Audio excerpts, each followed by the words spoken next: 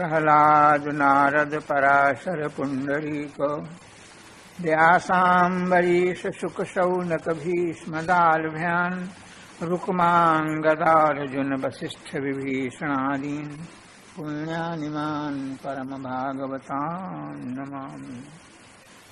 वाञ्छाकल्पतरुभ्यश्च कृपा सिन्धुभ्येव च पतितानां पावनेभ्यो वैष्णवेभ्यो नमो नमः। सीतानाथ समारम्भां रामानन्दार्य मध्यमाम् अस्मदाचार्यपर्यन्तां वन्दे गुरुपरम्पराम्। भक्त भक्ति भगवंत गुरु चतुर्नाम बपु एक, इनके पद वंदन किए नाशनि विघ्न अनेक। मंगल आदि विचारि रहो वस्तु नयोर अनूप, हरिजन को यश गामते हरिजन मंगल रूप।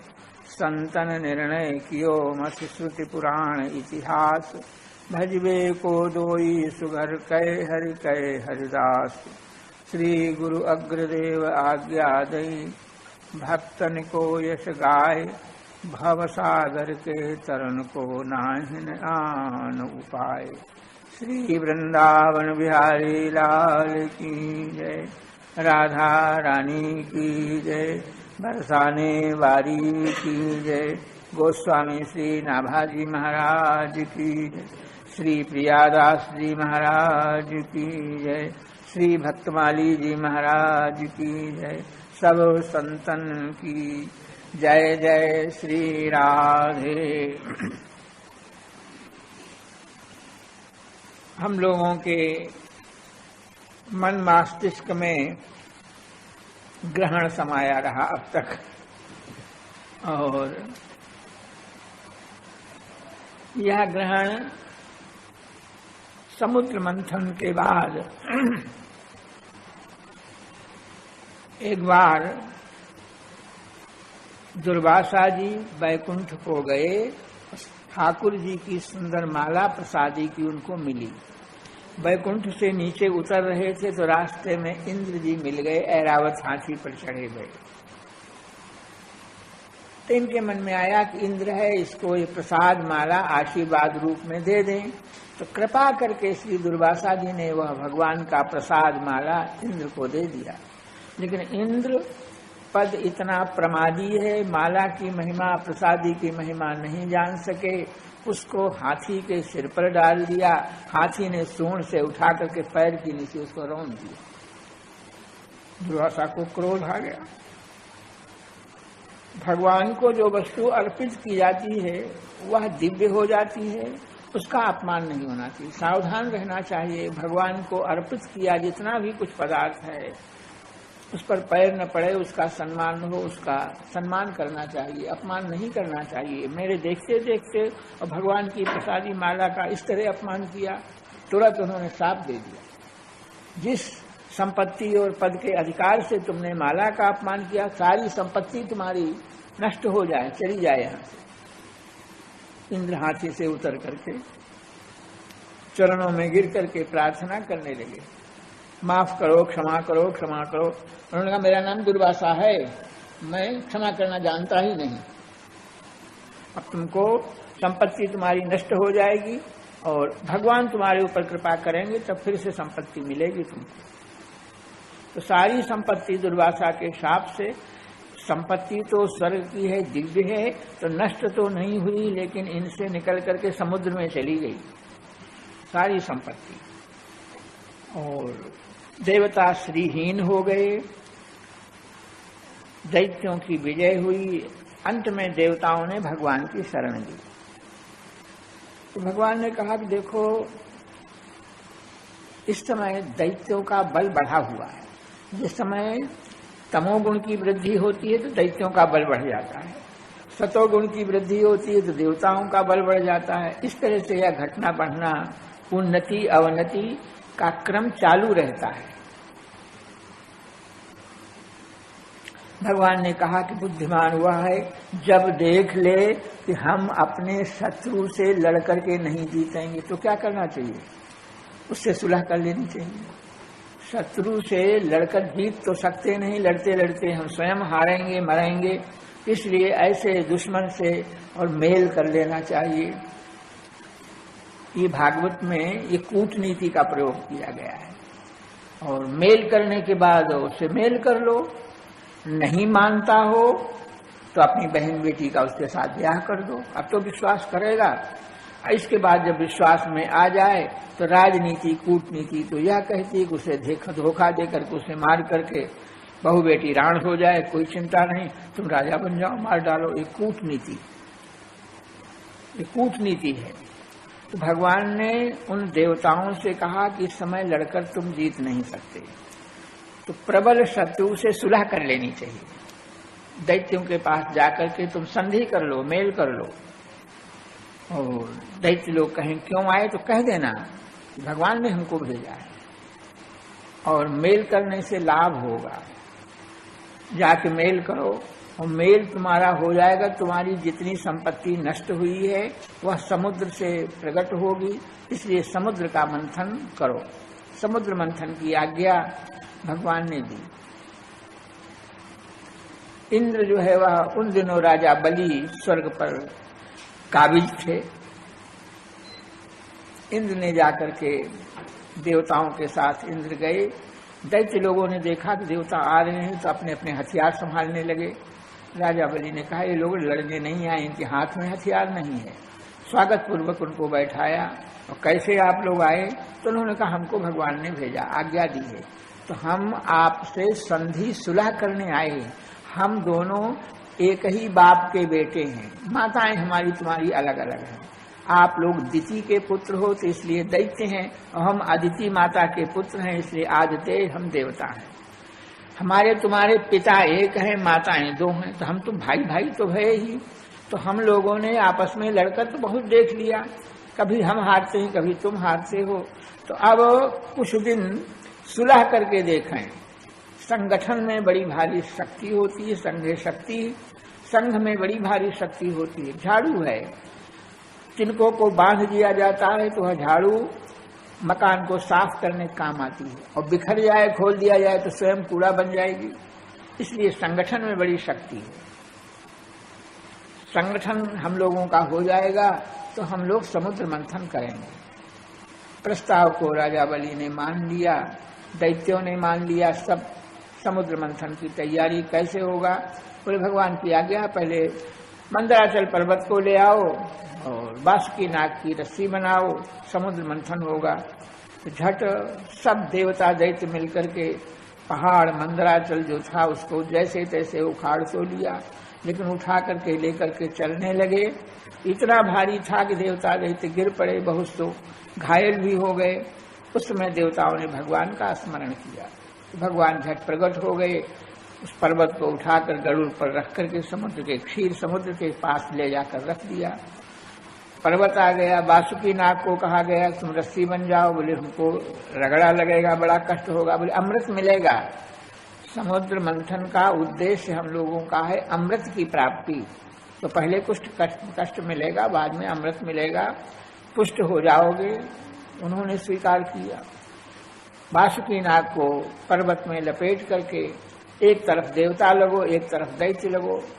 भगवान वहां पर उपस्थित हैं। दैत्य लोग सर्प के मुख की ओर जाकर के खड़े हो गए और देवता लोग पूंछ की तरफ हुए। अहंकार के मारे हम सांप की पूंछ क्यों पकड़े, हम कोई वेद पाठ में कम नहीं है, यज्ञ करने में कम नहीं है, सब प्रकार से हम देवताओं से श्रेष्ठ हैं। दैत्यों की मान्यता है, दैत्यों से बलवान हैं, यज्ञ करने में वेद पाठ करने में सबसे हम श्रेष्ठ हैं, इसलिए हम पूंछ की ओर नहीं लगेंगे, मुख की ओर लगे। भगवान ने देवताओं से कहा तो पूंछ की ओर लग जाओ, कोई बात नहीं। अब एक बार देवता खींचे, दैत्य खींचे, समुद्र मंथन का कार्य आरंभ हो गया, लेकिन पहाड़ पर्वत वह जल में डूबने लग गया, भारी था। कैसे मंथन क्रिया हो? तो भगवान ने कहा कि देखो, मंथन क्रिया संपन्न नहीं हो रही है। तुम लोगों ने इतना बड़ा कार्य आरंभ किया, लेकिन गणेश का पूजन नहीं किया। ये गणेश का विघ्न है। भगवान सब देवी देवताओं की प्रतिष्ठा करते हैं। तो देवता दैत्य गणेश पूजन में लग गए और स्वयं भगवान ने कच्छप रूप धारण करके उस पहाड़ को अपनी पीठ पर उठा लिया।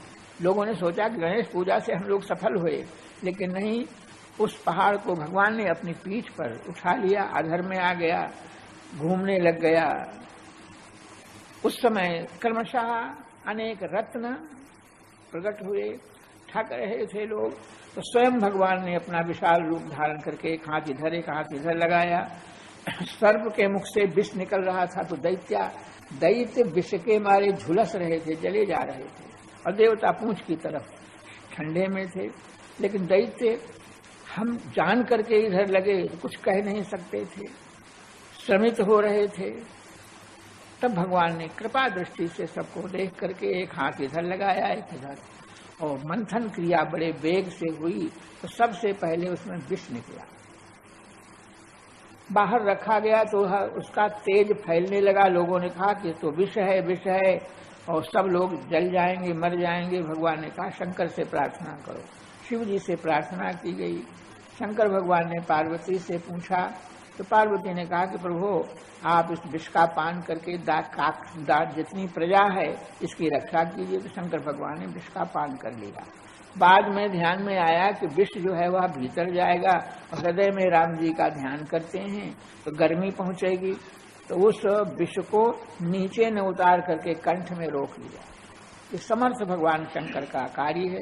कोई वस्तु पी करके कंठ में रोकी नहीं जा सकती, लेकिन शंकर जी ने अपने कंठ में ही रोक लिया, इसलिए उनका कंठ नीला हो गया, नीलकंठ नाम से प्रसिद्ध हुए।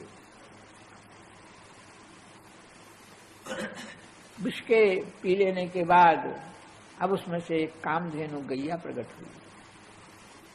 स्वर्ग की संपत्ति है, क्या हो, कौन ले कौन ले? तो कहा यह पहली वस्तु है, और इससे ब्राह्मण लोग यज्ञ करेंगे, अतिथियों की सेवा करेंगे, तो दान कर दो इसका। तो वह कामधेनु गाय ब्राह्मणों को दान कर दी गई। इसके पश्चात पुनः समुद्र मंथन होने लगा। बहुत लंबी कथा है। ऐरावत हाथी निकला, और उच्चैःश्रवा घोड़ा निकला। उच्चैःश्रवा घोड़ा को देख करके और राजा बलि का मन ललचाया, बोले भाई घोड़ा तो हम लेंगे।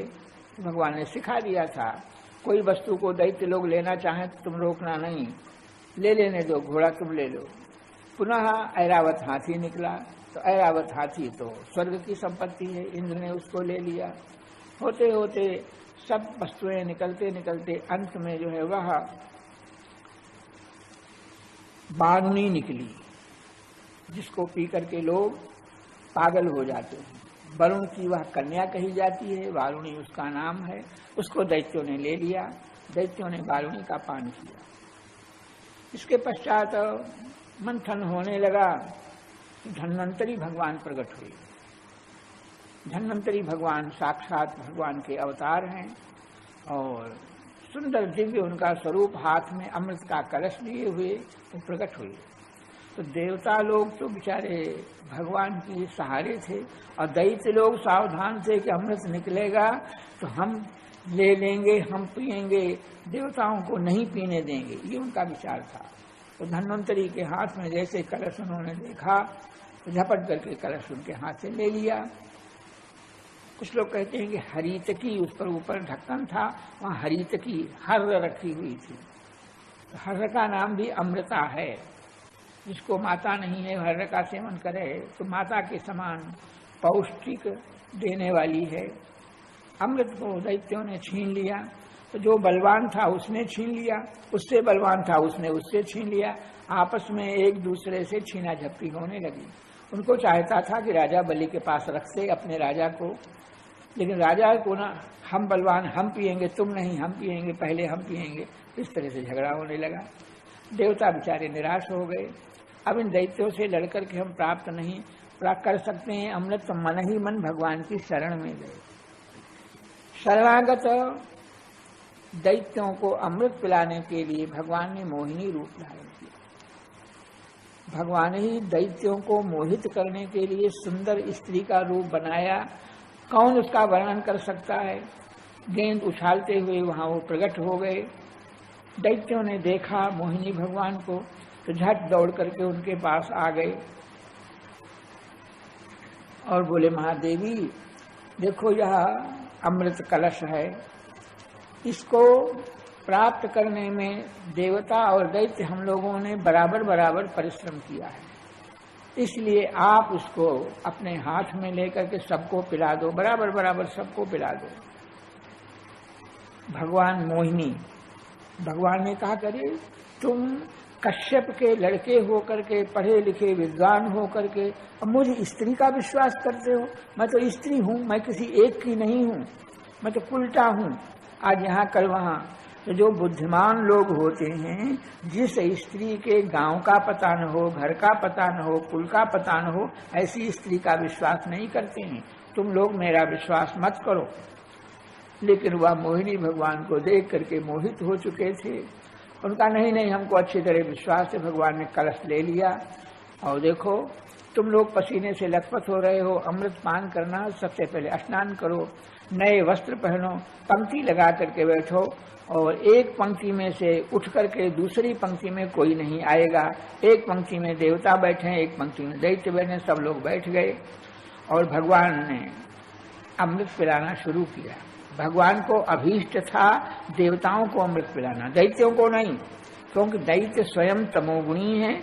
अमृत पान करके इनका तमोगुण और अधिक बढ़ जाएगा, तो तमोगुण की वृद्धि भगवान नहीं चाहते थे, सात्विकता की वृद्धि चाहते थे।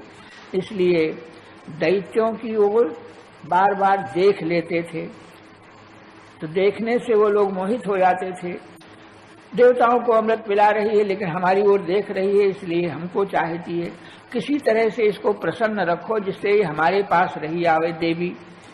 इसलिए और भगवान दैत्यों को मोहित करते हुए देवताओं को पिलाते पिलाते, एक दैत्य था जिसका नाम था राहु। वह राहु, उसने विचार किया कि ऐसा लगता है कि अमृत हमारी पंगत में नहीं आवेगा, तो झट वहां से उठ करके देवताओं की पंक्ति में आकर बैठ गया। एक तरफ सूर्य थे, एक तरफ चंद्रमा थे, बीच में घुसकर बैठ गया। तो भगवान ने पंक्ति भेद नहीं किया, उसको भी अमृत पिला दिया। अगल बगल बैठे हुए देवता सूर्य चंद्रमा ने शिकायत की, अरे आपने इसको अमृत पिला दिया, ये तो उस पंगत से उठ करके आया है, ये तो दैत्य है। तो भगवान ने झट उसको दंड दिया, चक्र से उसका सिर काट दिया। अमृत भी पिला दिया और बाद में सिर काट दिया। सिर कटने से 2 टुकड़े हो गए, लेकिन अमृत पी लिया था इसलिए उसकी मृत्यु नहीं हुई। ऊपर का जो सिर था वह और नीचे का धड़, ऊपर का तो राहु और नीचे धड़ जो है वह केतु नाम से प्रसिद्ध हुआ। अमृत पी लेने के कारण उनकी देवताओं में गिनती हो गई और नवग्रहों में उनकी पूजा होने लग गई। यह उस समय राहु जो है वह सूर्य और चंद्रमा से इसने द्वेष किया, तो आकाश में इनकी चाल है सबकी, तो अपनी चाल से यह सूर्य और चंद्रमा को पीड़ित करता है राहु। वर्तमान के वैज्ञानिक लोग, गणितज्ञ लोग गणित लगा करके पृथ्वी की या किसी ग्रह की छाया पड़ती है, उसी को लोग ग्रहण कहते हैं। लेकिन पौराणिक कथा हमारी जो है वह इस प्रकार की है। और उस ग्रहण पर्व में शुभ मुहूर्त माना जाता है और पूर्ण काल होता है, स्नान करते हैं। ये सब पुराण की कथा के अनुसार ग्रहण का महत्व होता है। लोक में ग्रहण का सम्मान है, लेकिन वृंदावन का ग्रहण कुछ दूसरी तरह का है। वृंदावन में भगवत रसिक जी महात्मा, उन्होंने वृंदावन के ग्रहण का वर्णन किया है।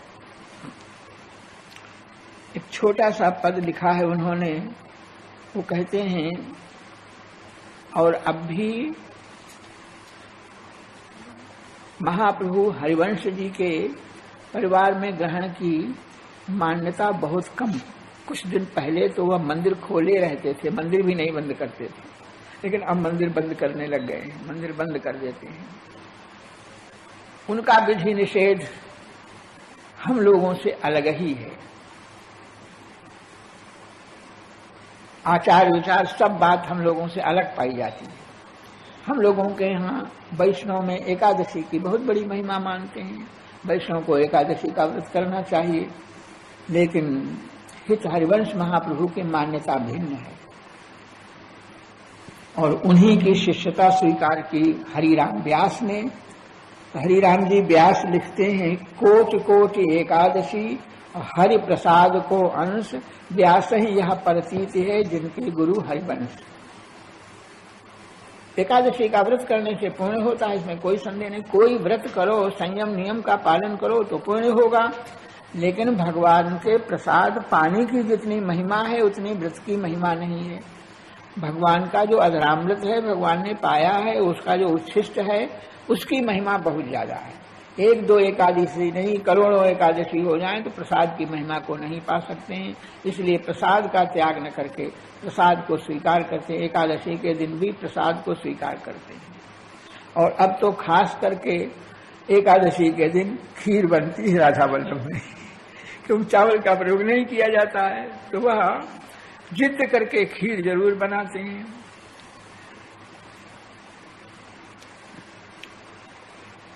कुछ लोग अब एकादशी की भी महिमा मानते हैं, प्रसाद की महिमा मानते हैं, तो उनके लिए संकट पड़ जाता है। प्रसाद निष्ठा से तो एकादशी को छोड़ दिया जाता है, और व्रत की निष्ठा से प्रसाद को छोड़ना पड़ेगा। प्रसाद को कैसे छोड़ें? तो एक संत जगन्नाथपुरी में गए और प्रसाद सामने आया। जगन्नाथपुरी में एकादशी नहीं होती, सब दिन भात भोग लगता है। एकादशी का व्रत वहां के लोग नहीं करते। तो संत के हाथ में भी भगवान का प्रसाद आ गया, प्रसाद आ गया, एकादशी का दिन था, तो उनको दोनों की मान्यता रखनी थी। तो प्रसाद हाथ में आ गया तो झट वो खाए नहीं, प्रसाद की महिमा का गान करने लगे। प्रसाद की कैसी महिमा होती है, प्रसाद कितना उत्तम है, इसकी महिमा का गान करने लगे। और तब तक गान करते रहे जब तक एकादशी रही। द्वादशी आई तो उसको खा लिया। प्रसाद की महिमा, एकादशी की महिमा, दोनों का आदर किया। भगवान को प्रसाद लगाओ। एकादशी के दिन लोग फलाहारे लगा करके पाते हैं, वहां भी प्रसाद ही है। इस तरह से हरिवंश महाप्रभु की रसिकों की परंपरा में कुछ अपनी मान्यताएं उनकी भिन्न हैं और वो सब ठीक हैं। तो भगवत रसिक जी ग्रहण को लिखते हैं। ग्रहण क्या होता है? वो कहते हैं, अपूर्व परो ग्रहण को जोग। अपूर्व ग्रहण का योग पड़ा। अपूर्व मन जैसा संसार में जैसा न दिखाई पड़े, लोगों को जिसका पता न हो, इस तरह का अपूर्व ब्रज वृंदावन में, निकुंज में अपूर्व ग्रहण का योग बना। यहाँ राहु चंद्रमा के ऊपर, सूर्य के ऊपर आक्रमण करता है, लेकिन यह वृंदावन का जो ग्रहण है, यहाँ क्या होता है? तो लिखते हैं कि चंदा झपट राहु को पकड़त। राहु काला है, भगवान श्याम सुंदर काले हैं, और किशोरी जी जो है वह गौरवर्ण की हैं। तो किशोरी चंदा को कहते हैं, वह चंद्रमा था तो वह किशोरी झपट करके और श्री कृष्ण को पकड़ती हैं। श्री कृष्ण राहु के समान हैं, किशोरी जी चंद्रमा के समान हैं। चंदा झपट राहु को पकड़त और करत आपनो भोग। आपनो भोग से तात्पर्य माधुर्य रस में नायिका प्रधान होती है। नायिका को महत्व विशेष दिया जाता है, इसीलिए हरिवंश महाप्रभु के यहाँ माधुर्य प्रधान होने के कारण राधा चरण प्रधान सदैव अति सुदृढ़ उपासी। भगवान श्री कृष्ण के चरण की पूजा बाद में करते, राधा रानी के चरणों की पूजा पहले करते। और हर बात में, हर लीला में, हर समय भगवान श्री कृष्ण राधा रानी के चरणों में नतमस्तक हो रहे हैं, प्रार्थना कर रहे हैं, विनय कर रहे हैं। और श्री किशोरी जी महारानी स्वीकार कर रही हैं। यह रसिकों का भाव है। तो चंदा झपट राहु को पकड़त करत आपनो भोग, स्वयं अपना भोग करती है। नायिका प्रधान होने से, नायक प्रधान हो तो नायिका का भोग करें, लेकिन नहीं, नायिका ही प्रधान है तो नायिका और राहु को, कृष्ण को पकड़ करके अपना भोग करती है। चंदा झपट राहु को पकड़त करत आपनो भोग। तो यह जो ग्रहण पड़ा, जानत नहीं ज्योतिषी पंडित। कोई भी ज्योतिषी पंडित ग्रहण की बात पूछो तो पत्रा देख करके आज से 1000 वर्ष पहले के का ग्रहण बता देगा कि अमुक तारीख को ग्रहण पड़ेगा। गणित की महिमा है। गणित से ज्योतिषी लोग चंद्र ग्रहण को, सूर्य ग्रहण को अब बता दें, आगे के ग्रहण को बता दें, सब कुछ गणित से सिद्ध हो जाता है। लेकिन यह वृंदावन का जो ग्रहण है तो जानत नहीं ज्योतिषी पंडित। ज्योतिषी लोग, पंडित लोग तो इसको जानते नहीं, उनको पता नहीं। और देखत नित्य उपासक लोग, श्रीधाम के निकुंज के नित्य उपासना करने वाले इसका दर्शन करते हैं। यह ग्रहण उनको दिखाई पड़ता है। भगवत रसिक मिथुन के जापक, चाहत नहीं वियोग। यह ग्रहण पड़ता है तो लोग भजन पाठ करते हैं, चंद्रमा का, सूर्य का कष्ट दूर हो जाए। लेकिन मिथुन माने होता है युगल, 2 जुगल के जापक जो हैं वह वियोग नहीं चाहते हैं। परस्पर इस तरह का प्रिया प्रियतम का ग्रहण पड़ा ही रहे, सदा सर्वदा ऐसा ग्रहण रहे, चाहत नहीं वियोग, प्रिया प्रियतम इस तरह से लीला करते ही रहे। ये वृंदावन का ग्रहण है।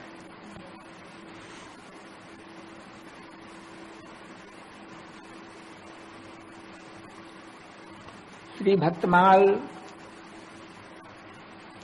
की कथा इतनी लंबी है, इतनी ज्यादा है, न विस्तार करते बने न संक्षेप करते बने, तो लेकिन संक्षेप में ही थोड़ा सा समय है और जो कुछ कहा जाए उतने का ही लाभ है। उतने में ही कह करके संतुष्ट होना पड़ेगा, सुन करके संतुष्ट होना पड़ेगा, क्योंकि विस्तार तो बहुत ज्यादा है।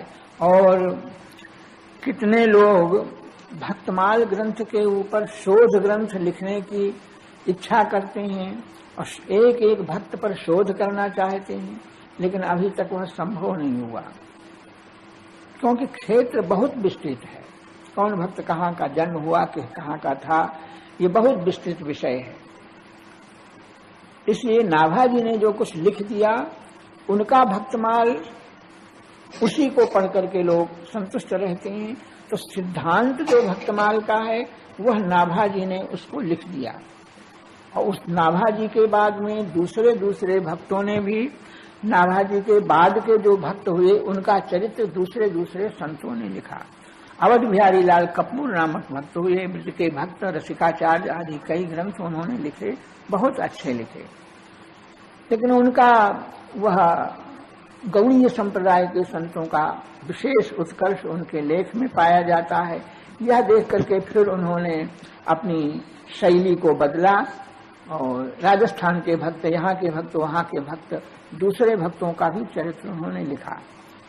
तो नाभा जी ने भक्तमाल लिख करके, भक्त चरित्रों का अध्ययन करके, दूसरों को कथा सुना करके, और प्रियादास ने टीका करके भक्त चरित्र अध्ययन और पठन करने की प्रवृत्ति लोगों को हो गई। सबको भक्त चरित्र अच्छा लगने लगा और भक्त चरित्र की प्रवृत्ति पहले इतनी नहीं थी, वर्तमान में बहुत लोग भक्त चरित्र पढ़ते हैं, आनंदित होते हैं। किस प्रकार श्री नाभा जी ने अपने गुरु अग्रदेव से आज्ञा पाई, इसकी संक्षिप्त चर्चा एक दिन हो चुकी है। मानसी स्वरूप में लगे थे, पंखा कर रहे थे, मानसी का दर्शन मिला, समुद्र में जहाज दिखाई पड़ी और जहाज का जो है वह कष्ट दूर किया। और इस प्रभाव को देख करके अग्रदेव ने आज्ञा दी कि संतों का प्रभाव वर्णन करो, संतों का चरित्र करो। नहीं कर सकेंगे, संत चरित्र वर्णन करने में कठिनाई है। तो अग्रदेवाचार्य ने कहा कि जिनलय दिखाए गई सागर में नाव को, जिन्होंने तुमको यहाँ बैठे बैठे और बहुत दूर समुद्र में जहाज को, नौका को दिखा दिया, और तुमने पंखे की वायु से उसका उद्धार भी कर दिया, रक्षा कर दी, तो वही संत महात्मा तुम्हारे हृदय में प्रवेश करके अपने चरित्र का दर्शन देंगे। भक्त का ध्यान करोगे तो भक्त हृदय में आकर के फिर तुम उनके नाम रूप लीला जैसी उनकी भक्ति उसका वर्णन करोगे। गुरु जी की आज्ञा पाकर के श्री नाभाजी महाराज ने ध्यान करना आरंभ किया, ग्रंथ का लिखना आरंभ किया। प्रियादास ने 100 बरस बाद टीका की। टीका के प्रारंभ के 8 श्लोकों में भूमिका हुई और उसके बाद नाभाजी का ग्रंथ भक्त भक्ति भगवंत गुरु चतुर नाम बपुए इनके पद वंदन किए, इससे आरंभ होता। यह मंगलाचरण का सबसे पहला श्लोक है और बहुत व्याप्त हो गया है। जहां भी कहीं कोई व्यास कथा के पहले मंगलाचरण करेगा तो इस दोहे को भी जरूर कहेगा। कथा भागवत की कहेगा, रामायण की कहेगा, लेकिन इसका प्रयोग जरूर करेगा क्योंकि यह मंगलाचरण बिल्कुल निष्पक्ष है।